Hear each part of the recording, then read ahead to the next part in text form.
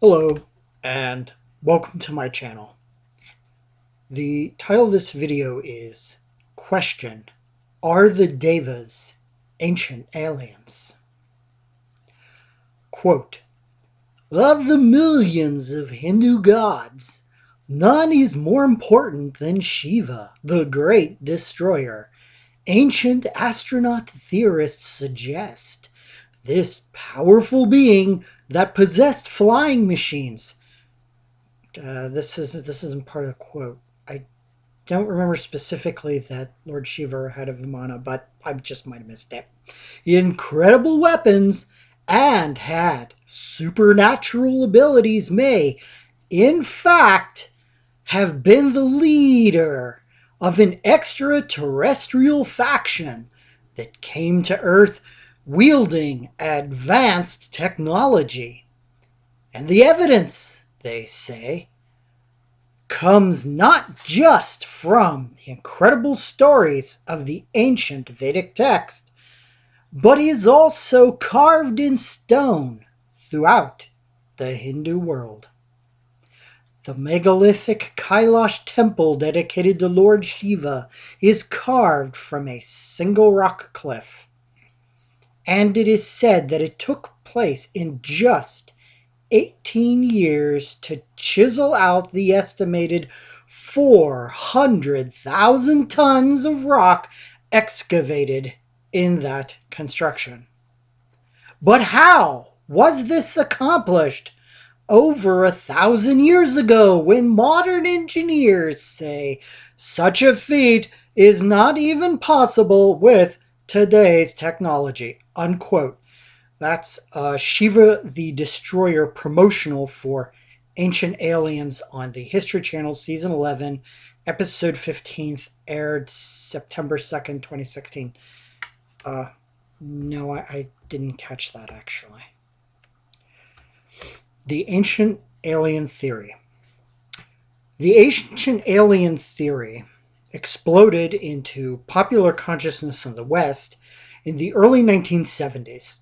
With the publication of works such as Chariots of the Gods by Eric von Däniken, The 12th Planet by The Gift of Tahuti Sitchin, and The Serious Mystery by Temple.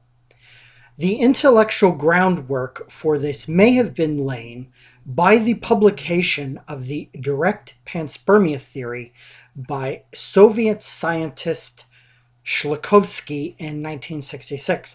Pardon me if I mispronounced that. Why Eastern European languages have an aversion to vowels, I will never understand.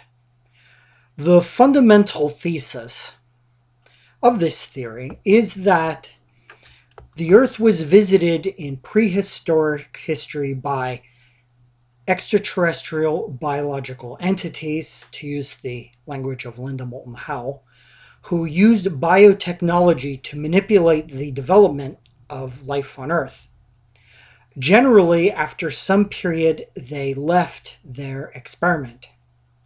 In Sitchin's view, this followed on the heels, I should say, of the creation of kingship among men. Many of this movement believe that the modern waves of UFO sightings, which began several decades after the initial UFO appearance with the great airship sightings across the western USA in 1896, and in earnest with the report of Kenneth Arnold from Mount Rainier in the Pacific Northwest of the United States in June of 1947, are descendants of these antediluvian engineers who have returned to study the progress of their experiment. Because this view is so common, in this study, I will work on the model that this is all a unified phenomenon.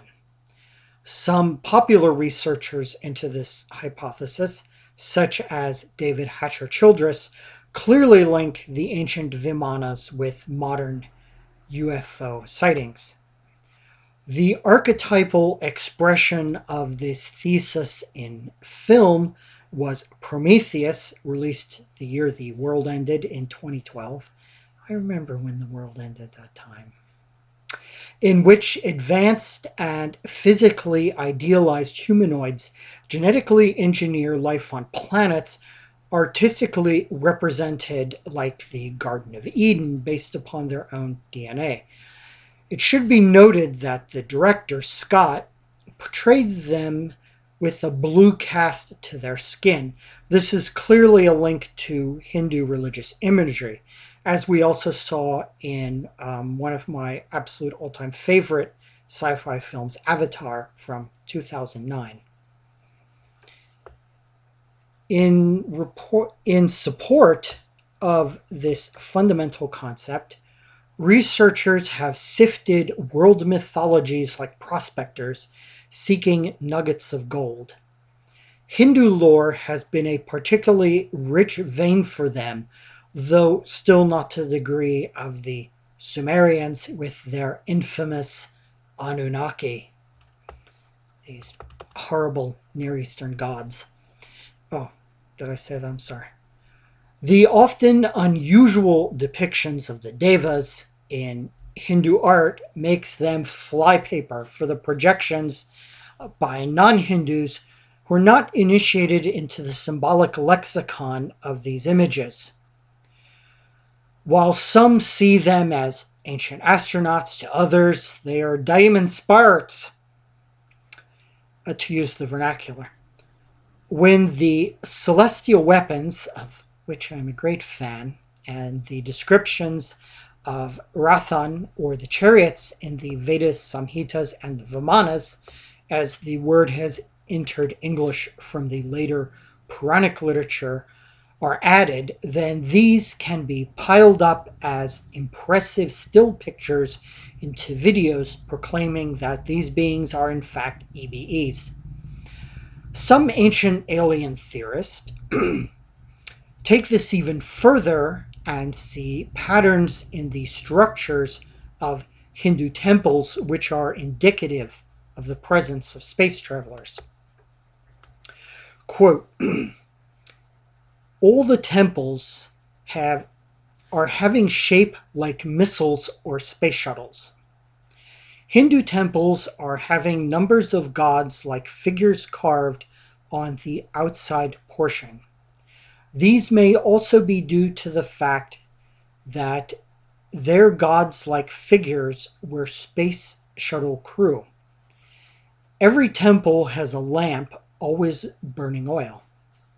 The lamp may be compared as ignition system present inside the space shuttle. All temples are designed such that it does not have windows and only single door.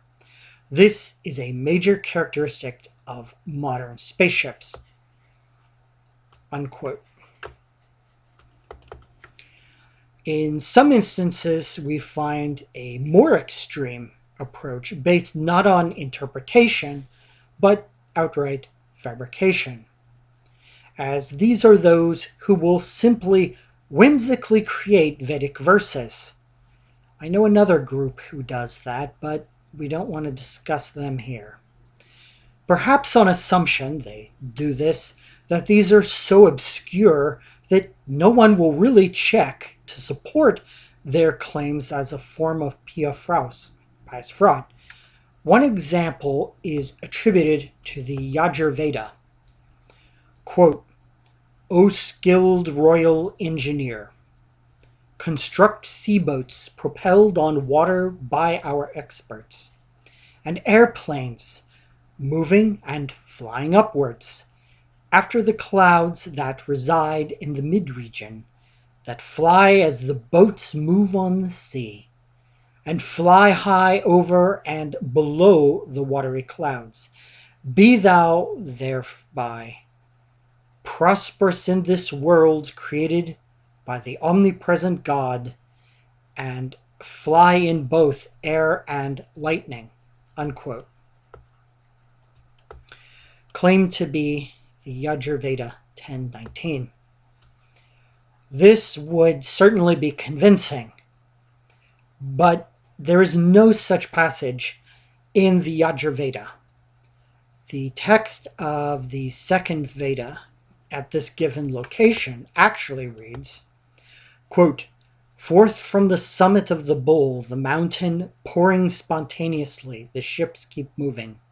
They, lifted up, have turned them back and forward, still flowing outward. Thou art the stepping forth of Vishnu. Thou art Vishnu's outstep. Vishnu's step art thou." Unquote. One might argue that this is a reference to the Devas approaching the hall of sacrifice for the anointing of the Raja, which is where these in the right where this mantra takes place, on their vehicles, but more likely this is a poetic metaphor for the 12 cups of Soma, here called ships from the summit of the bull, and the bull is a classic association with the Soma. Spaceships are the least likely reading of all. Now, before I continue with this next section, I want to make a point of script here.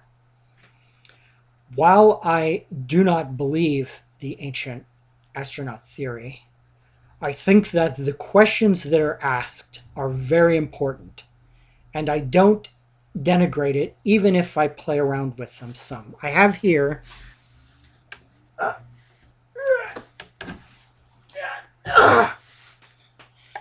all the books of Zacharias Sitchin. I was sure to get them in hardback so that I would be sure to have them for years. And I have here a letter when I wrote to Zacharias Sitchin when he was still alive. I should say the great Zacharias Sitchin.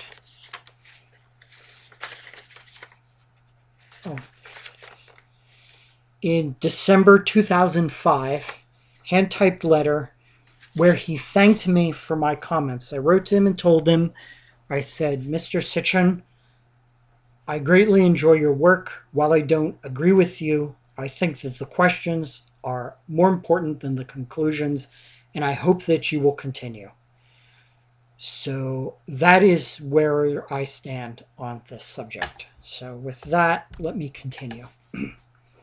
Critique of the identification of the Devas as aliens. Actually, first, I need some of my raw milk.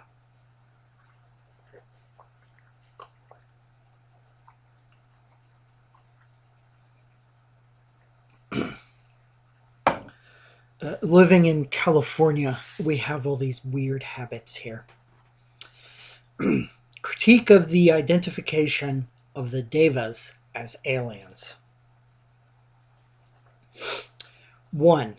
The nature of the Devas versus the ET ancient aliens.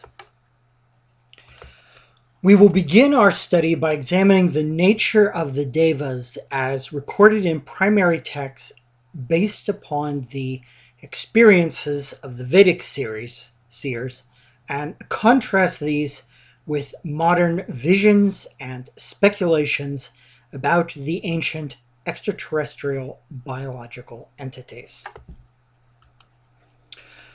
The first point to consider is that the Devas are not material beings, even by an elastic definition of that term. The earlier view of UFO researchers, as represented by Dr. Stanton Friedman, who is a fantastic speaker, by the way, is that the ETs are beings like us, except with better gadgets. This view is inherited from the first generation of contactees, such as George Adamski and Howard Menger, who spoke of our space brothers as humans like mankind, who came from more civilized and technologically advanced societies on Venus and Mars in those days. Even those who argue for the later interpretation that the aliens are interdimensional travelers, which was a minority view when first proposed by John Keel using the terminology of Windows in the Mothman Prophecies, that was in 1975, they still generally conceive of them as fundamentally corporeal in a manner akin to mankind when interacting with this dimensional expression. According to the Rig Veda, the oldest of these Vedic sources, which date from a period of 1700 to 1200 BC academically, this collection of hymns contains descriptions of how the Devas appeared to the seers and Brahmins in the hall of sacrifice. They did not look like normal humans or material beings. That type of imagery and association develops more in the era of the Puranas. These were not men in black who could be caught on CCTV visiting, hotel managers, I think it was.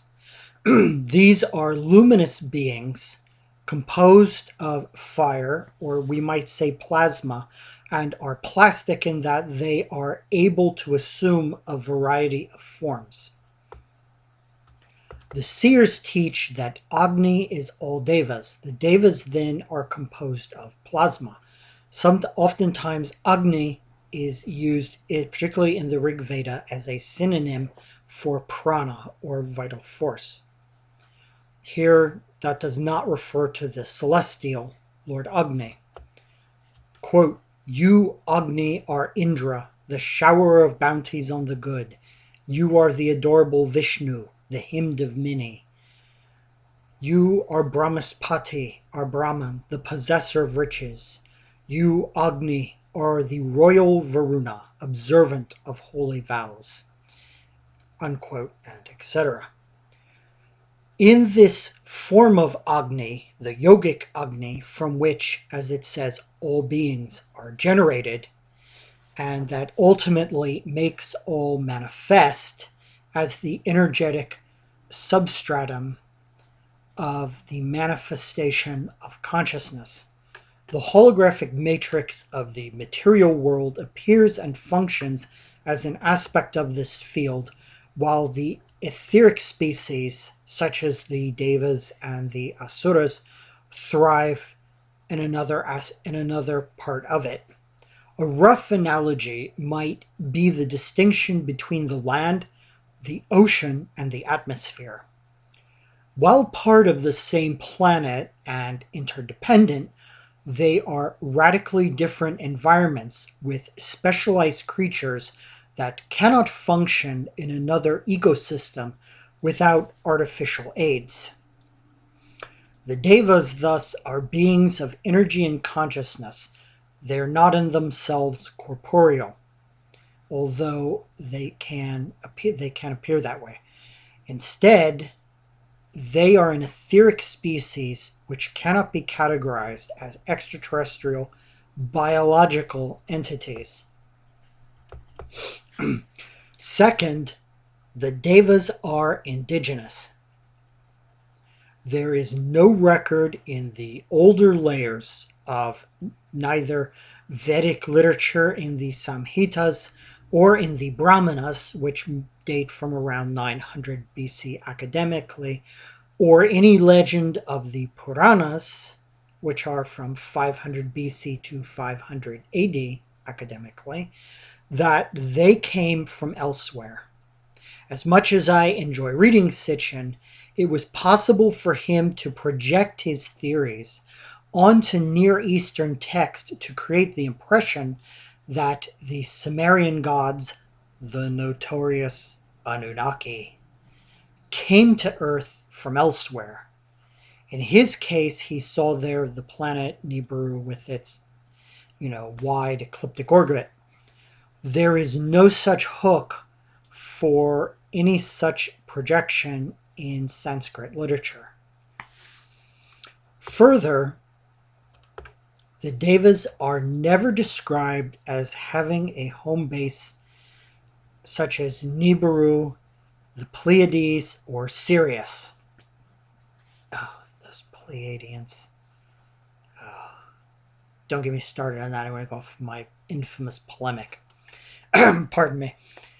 The closest for which one could argue would be heaven, heavenly realms like Vaikuntha, but this is an etheric geography already in the Rig Veda as a realm of light and bliss. It's not a planet. These remote mother planets, by contrast, are commonly attributed to both modern and ancient aliens. There is no reason to believe that they are not potentially present throughout the whole of the material cosmos in various forms to relate to various sentient indigenous species. In other words, the Devas are everywhere, and if there are material beings like us on another planet, which undoubtedly there are, then the Devas would relate to them in their context. There have been those who claim that the realm of the Devas in Puranic lore, called a loka in Sanskrit, actually means planets. For example, Dr. Agarwal in his Webload Decode Hindu Mythology. But this is a spurious translation by the founder of ISKCON to modernize the text, and these are not portrayed as actual planetary systems when they're examined closely, but rather as enclosed etheric geographies. This brings us to the third distinction. The Devas are even further removed from identification with travelers in the cosmos, as, according to the Rig Veda, there were some of that species who participated in the creation of this holographic universe. To quote the famous Purusha hymn, quote, "When Devas prepared the sacrifice with Purusha as their offering, its oil was spring, the holy gift was autumn, summer was the wood. They balmed as the victim on the grass Purusha born in earlier time. With him, the Devas and all Sadyas and Rishis sacrificed." Unquote. Thus, while it is not all, there are at least some of this species which predate the present universe. In the Brahmanas, we are told by the sages that, like the Asuras, the Devas originated from the demiurge Prajapati himself. A common phrase to introduce ideological myths to explain specific aspects of Vedic rituals begins with the following formula. Quote, "Once upon a time, the Devas and Asuras, both of them sprung from Prajapati, strove together." Unquote.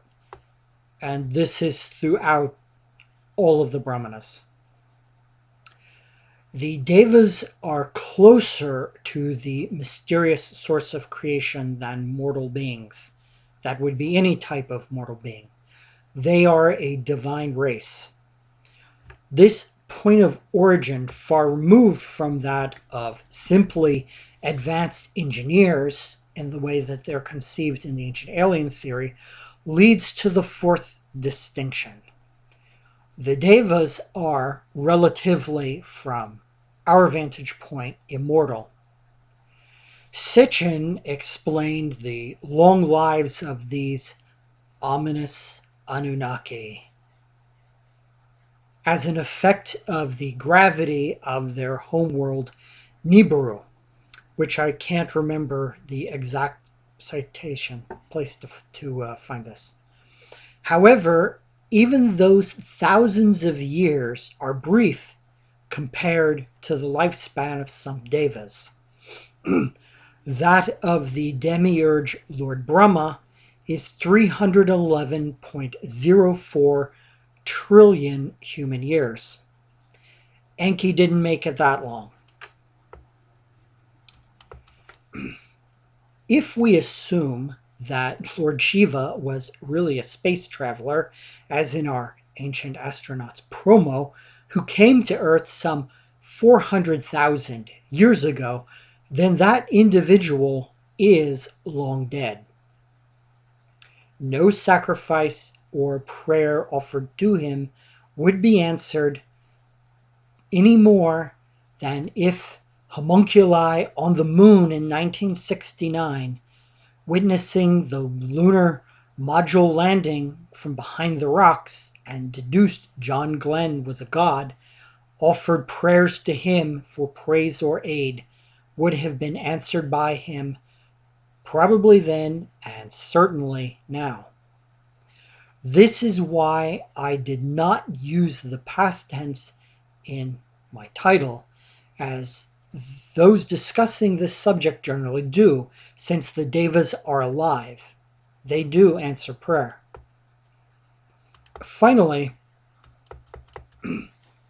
even those who attribute the generation of the process of life or its manipulation on Earth to ancient aliens do not credit them in any way with the formation of the Earth itself.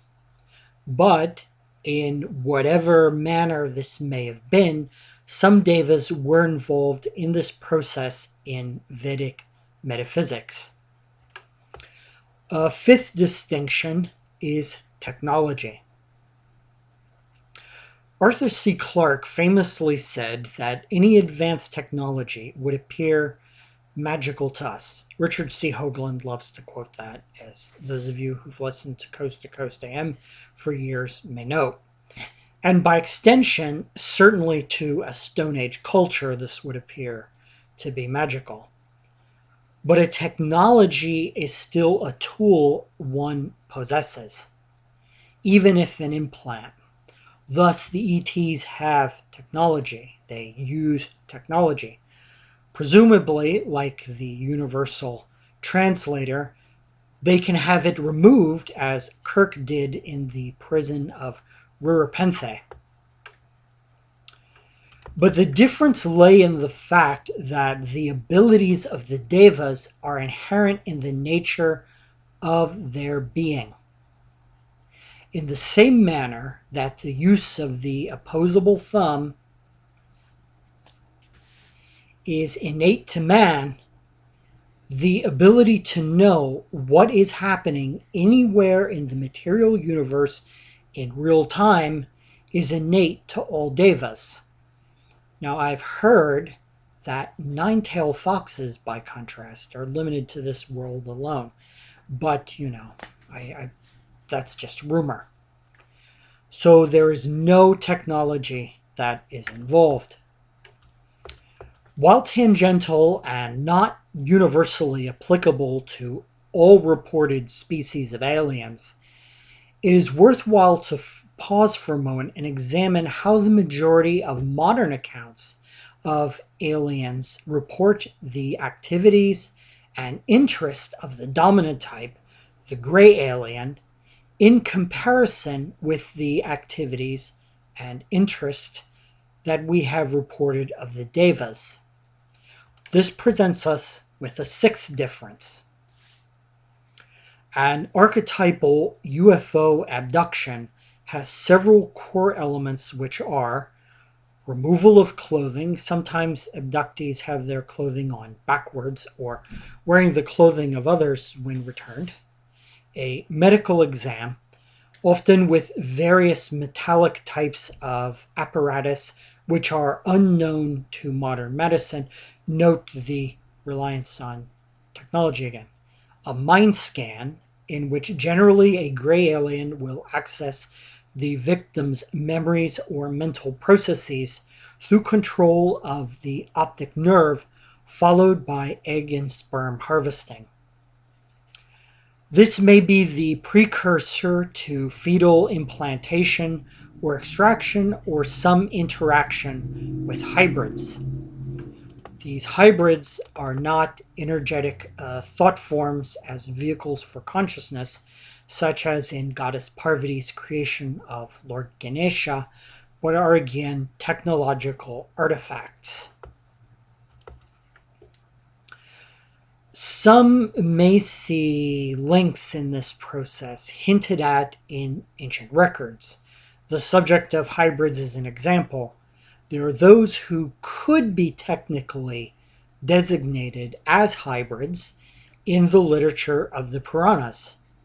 Hanuman in the Ramayana is the son of Lord Vayu, and in the Mahabharata, the rivals Arjuna and Karna are both divine offspring, demigods from Lord Indra and Lord Surya, respectively.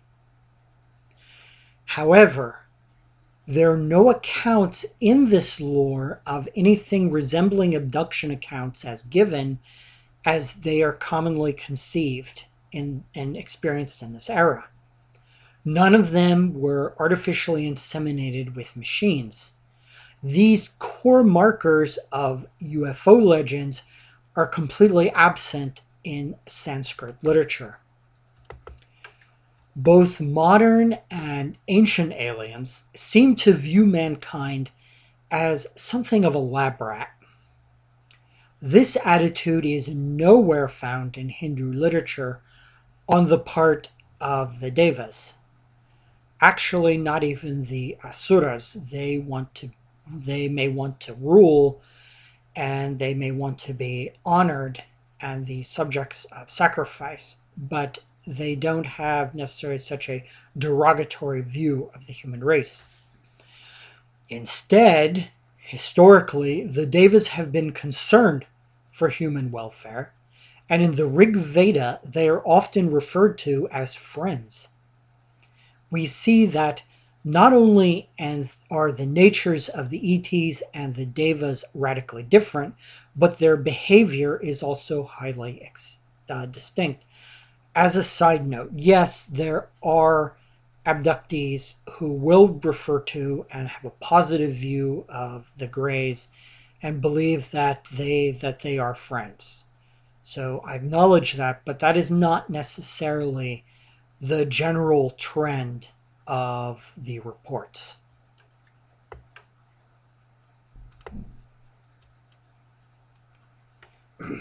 So to continue on that, ideologically committed New Agers such as Stephen Greer of the Disclosure Project and Richard Boylan and UFO cults such as the Raelians do tend to view the UFO phenomena in a friendly manner, inheriting the Space Brother traditions of the 1950s. But again, this is not necessarily the general consensus. And there are those who strongly argue against this view, such as John Lear, David Icke, and Dr. David Jacobs. I think you could probably include Bud Hopkins in the gray area of that group, maybe. While this is debated, it should be noted that there is no such debate regarding the benevolence of the Devas as a species. That is another point of distinction between them.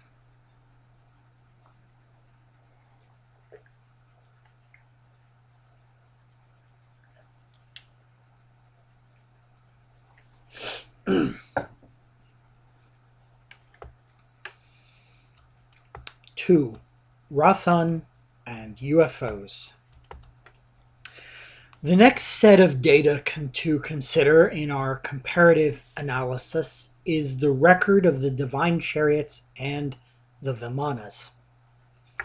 These are often linked with modern UFO sightings as proof that this has been a consistent phenomenon in human history, or that the EBEs were at some point on Earth and appeared to humans. While touching upon other descriptions, this study will focus upon two archetypal examples, one from the older Vedas and the second from the epics. Veda Samhitas, Chariot of the Divine Twins.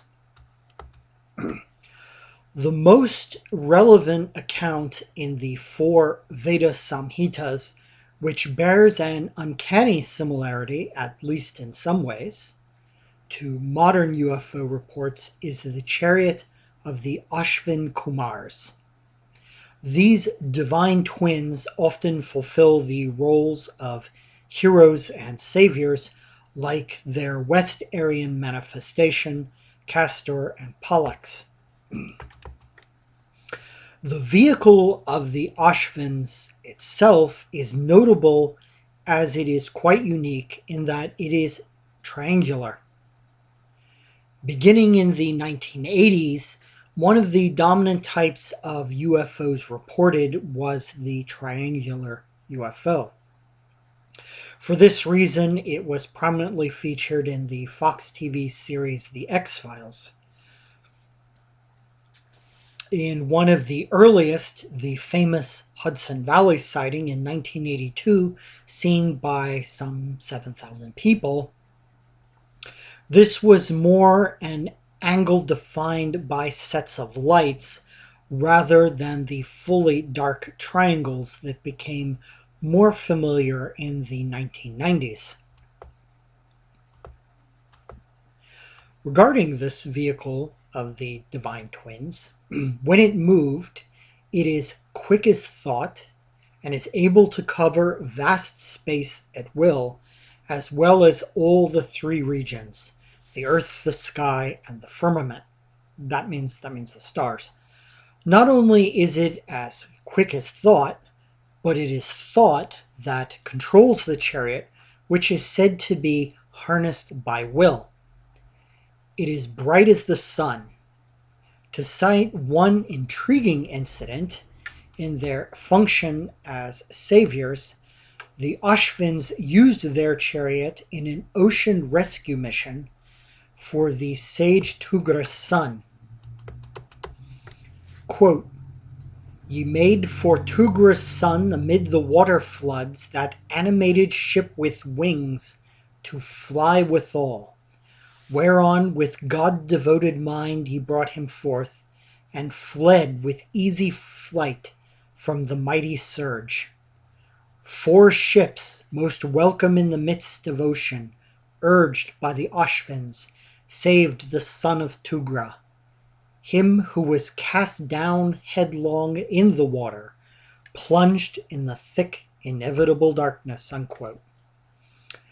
So in these verses, the flying triangle releases smaller vessels which enact the actual rescue with the clear indication that they were submersible. To the modern audience, based upon the information given, this certainly strongly resembles a UFO report. MUFON often receives reports of smaller lights which appear to drop from bright motherships, as they designate them, and perform momentum-defying aerial acrobatics. There have been reports of underwater UFOs, or USOs.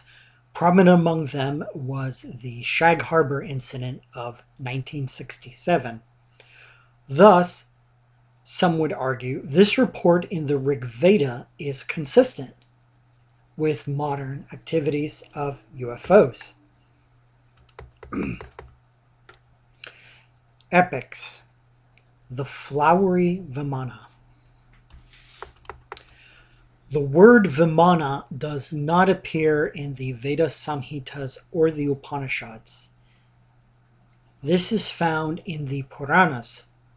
Perhaps the most famous Vimana, which is most often cited by ancient alien enthusiasts, is found in the Valmiki Ramayana, the flowery Vimana, which was the property of Ravanasura. This was given to Lord Rama so that he and Lady Sita might return to Ayodhya in the north of the subcontinent more quickly from the island of Lanka. Both the chariots of the Vedas and the Vimanas of the Puranas are described in such a way as to relate them to modern UFOs. Authors often quote some variation of the following. Quote,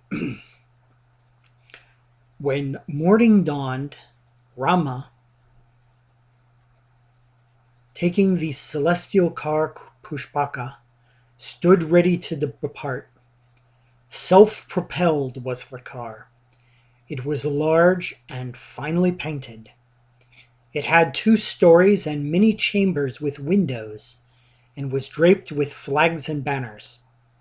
It gave forth a melodious sound as it coursed along its airy way. Unquote. Another quote commonly found and attributed to the Ramayana is the following quote. The Pushupaka Vimana that resembled the sun and belongs to my brother, this was the brother of Ravanasura speaking, was brought by the powerful Ravana, that aerial and excellent Vimana, going everywhere at will. That chariot resembled a bright cloud in the sky, and the king, meaning here Lord Rama, Rajaram, got in, and the excellent chariot, at the command of Raghira, rose up into the highest atmosphere. Unquote. While the car of the Ashvin Kumars is generally not well known, though it was mentioned by Childress in Technology of the Gods, I added it with the flowery Vamana as a more ancient example of how they present these artifacts of the text. These certainly seem to have a strong overlay with the modern UFO phenomena, whatever that may be, as presented by these authors. In addition to being aerial, these are luminous crafts which are able to move at speeds and in ways that even modern conventional aircraft cannot. Most researchers will stop following the yellow brick road of the trail of evidence at this point and fall asleep in the fields of poppies. They don't reach the Emerald Palace. And before I begin, I'd like to make one other note. I also absolutely love the work of David Hatcher Childress. I have all his Lost Cities books, and I love to watch his videos. They're always fascinating and amazing. That is, even though, yes, I do not agree with him.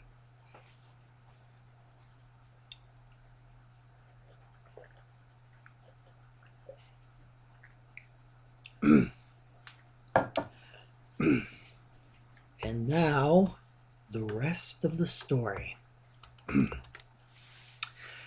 In the hymns of the Vedas, the chariots of the Devas are only described as being clearly in the sky on one occasion, the rescue of sage Turga's son.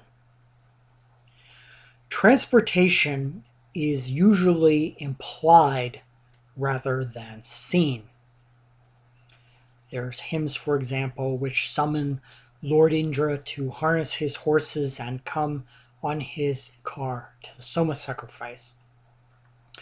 Generally, in the vast majority of the hymns, the chariot is an artifact of the manifestation of the Deva upon the grass of the altar of the hall of sacrifice. So, is this just a symbolic construct that the Devas are using to communicate movement rather than even an actual object which they might use? The idea that these are akin to material airships per se is not that clear.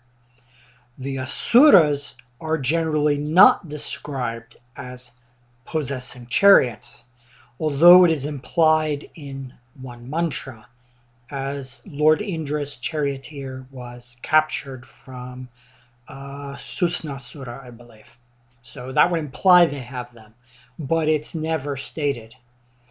And thus, I would point out, there are no accounts of chariot warfare in the clouds in the Samhitas. Another key distinction is that the Rathan are not self-powered, they are always drawn by animals. Thus, when conceived as transportation, they were pulled exactly like Santa's sleigh in European folklore. I am unaware of any UFO report where the spaceship is pulled along by cows, as in the case of one hymn describing the chariots of the Maruts. To return to our two examples as archetypes, the triangular car of the divine twins was perceived as being drawn by donkeys in one hymn and falcon-like horses, which seems more appropriate, in others. These distinctions are not contradictions. They are representations of the various forms that devas assume based upon their functions. To further remove this from the classic UFO, the vehicle of the Ashwin Kumar had a canopy and 3 benches. Finally, unlike reports of crashes of nuts and bolts variety of UFOs, there can be no debris from this vehicle for Art Bell to share with Larry King. The reason is that this vehicle is an etheric vehicle which was created by the Rebus from mental energy for the divine twins. In the epic poetry of the Valmiki Ramayana, the flowery Vimana is certainly portrayed as a material object. However, it does not have its origin in the material universe, having been made by Lord Vishwakarma, and it is not self-powered but is drawn by geese. When Hanuman initially found this titanic vehicle in Ravanasura's palace, it is described as, quote, full of flowers of several trees, which were covered by pollen, which looked like the tips of a mountain, unquote. In the next chapter, the poet furnishes us with more details about this craft. And the mighty monkey, that would be Hanuman, ascended the splendid car, the flowery Vimana, containing figures of wolves, made of coral and gold, graced with ranges of goodly pillars, as if blazing in splendor.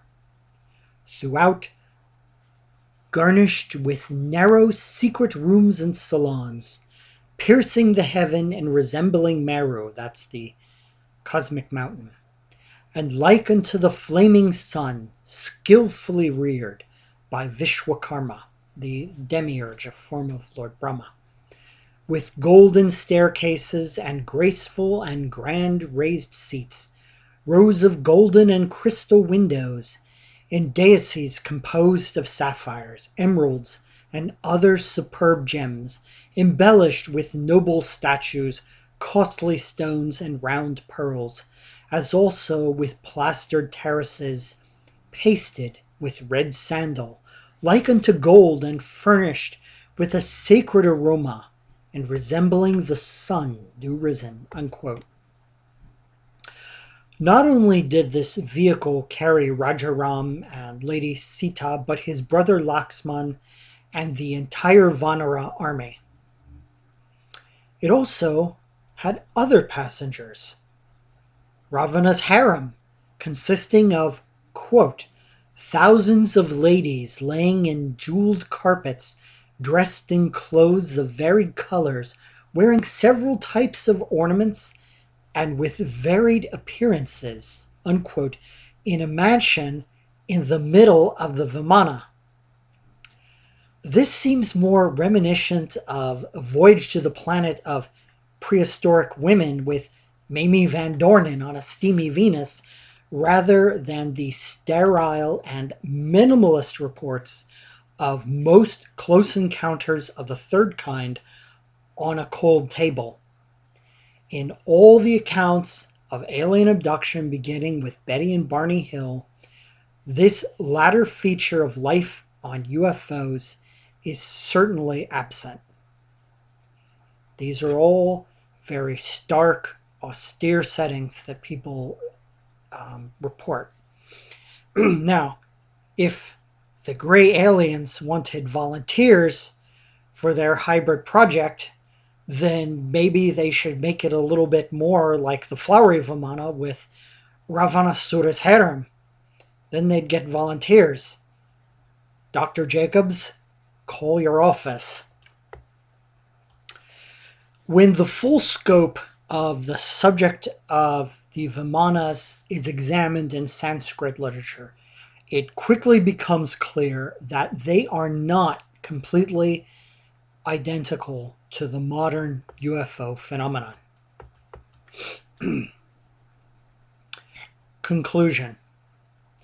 The question of this brief study is, are the Devas the ancient astronauts? The answer is clearly no. The UFO phenomena is certainly a highly challenging subject, which seems to enjoy teasing man from the edges of the twilight of knowledge. We may hear the eerie cry of foxes just on the edge of the forest path, but the eye will almost never be able to isolate them from the gloom to make them clearly categorized as simply animals and hence safe. This is why their cries haunt us. Yet, despite the nuances and shades of opinion cemented into sundry theories with the mold of speculation, when it comes to this small cul-de-sac on the UFO highway, there is refreshing clarity. When we examine the sets of categories which form the conceptual structure of what man knows of the Devas, and contrast this with what has been gleaned from more than 50 years of UFO research, it is clear on every level that these are not the same phenomenon. In both their essential nature and their respective range of activities, they are not the same entities. Thank you very much.